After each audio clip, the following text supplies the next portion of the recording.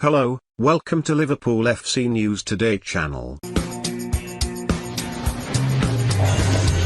There is an awful lot of revisionism about Philippe Coutinho's decision to leave Liverpool for Barcelona. Like Michael Owen before him, who left the Reds for Real Madrid in the summer of 2004, the Brazilian could not have known what was to come next. As he and the rest of the world rubbed their eyes in disbelief, Owen saw the club head grown up at become one of the most surprising Champions League winners of this century in the year after he left. Then when he returned to Anfield with Newcastle on Boxing Day 2005, he was serenaded with chants of "Where were you in Istanbul?" Slightly more NSFW ones would follow when he would come back with Manchester United. For Coutinho, you suspect it was more about the club he was wanting to join rather than the state of Liverpool at the time, although that would have played a part. Having experienced the giddy child running down a hill before, inevitably, falling over season that was 2013-14, a campaign in which Coutinho came of age as he operated in a side led by Luis Suarez, Daniel Sturridge and Steven Gerrard, it had become hard work for him in the 3.5 years that followed. Suarez was gone, for starters, and then Sturridge was injured and Gerrard's final season became something of a grim farewell tour as fans around the country wouldn't let him forget what had happened in the previous campaign. There was still a young Raheem Sterling, but with his contract discord rumbling along in the background, Coutinho was being asked to do an awful lot of the heavy lifting. The Brazilian is quite obviously supremely gifted, and he was Liverpool's top performer of the 2014-15 season, but we got to see what a Liverpool team looked like in which Coutinho was their best player and focal point. And it wasn't great. Going into the campaign he had never scored more than 5 goals in a season, but suddenly he was being looked at as the main attacking outlet in a side who didn't have a reliable goal scorer. Instead they had Ricky Lambert, Mario Balotelli, and Fabio Borini. It was the mess of a season that ultimately cost Brendan Rodgers his job, even if the departure was delayed, and perhaps the seeds were sown there for Coutinho. By summer 2015 Liverpool had begun to get used to seeing themselves used as a stepping stone to La Liga's Big Two, with Owen, Xabi Alonso, Javier Mascherano and, most pertinently for Coutinho, Suarez all making the move in just over a decade. Torres and Sterling had shown that there were broader, more attractive horizons in England to explore too, and it was into this setting that Jurgen Klopp strode into in October 2015. It was why this move simply couldn't fail for fear of what on earth would come next. Klopp has not failed. He has spectacularly succeeded, but that took work. And you suspect that it was the uncertainty that this work would bear fruit which led to Coutinho's head being turned. He said as much himself, excitedly claiming upon arrival in Barcelona that "I really want to win big titles, it was one of the reasons that made me sign for the club. I want to win as many as I can, I don't have preferences."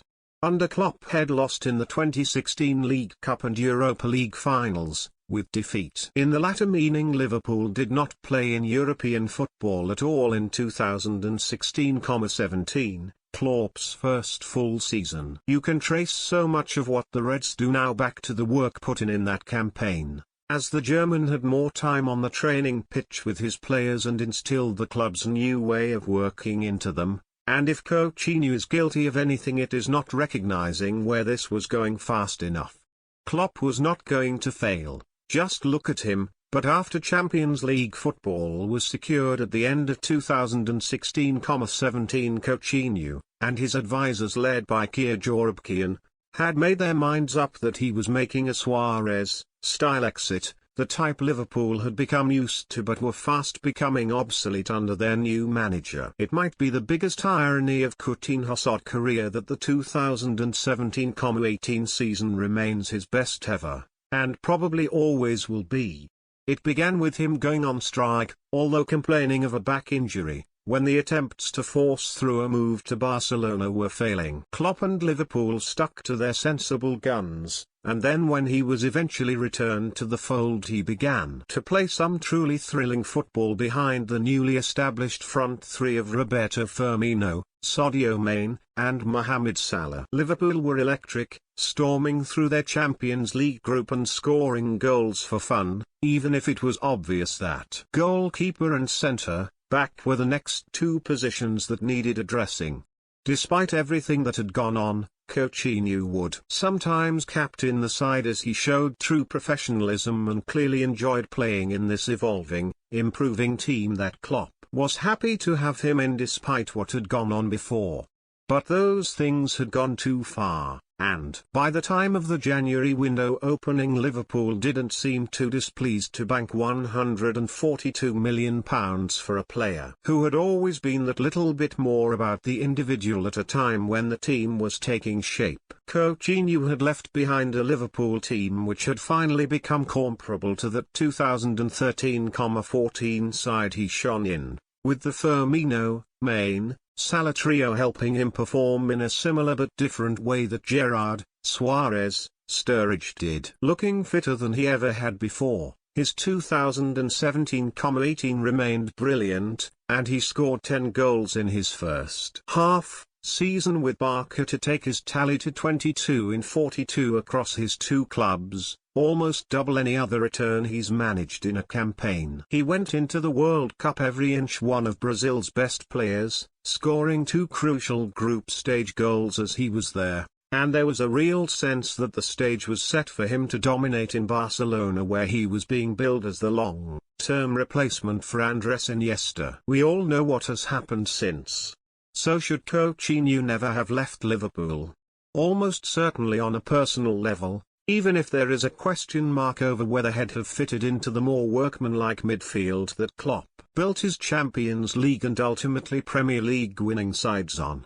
Should Philippe Coutinho link up with Steven Gerrard at Aston Villa? Comment below. It would be interesting to get his take on the 2017-18 half-season, and whether or not there was a temptation to rip up what was clearly an agreed transfer as Anfield progress began to bear fruit. And he looked capable of hitting a new level as a player at a time when it had seemingly been decided he could only do that elsewhere. After these lost years of his career, it is perhaps no surprise that he is looking to come back to England to recapture some of his spirit, something that perhaps Gerrard can remind him of at Aston Villa, even if it is only a short-term move. Liverpool, sadly, looks off limits for him now though, with Coutinho a casualty of timing and a desire to look backwards not forwards, something that Klopp has largely eradicated from a club that used to spend far too much time in the past. You can have regrets, but you have to walk on.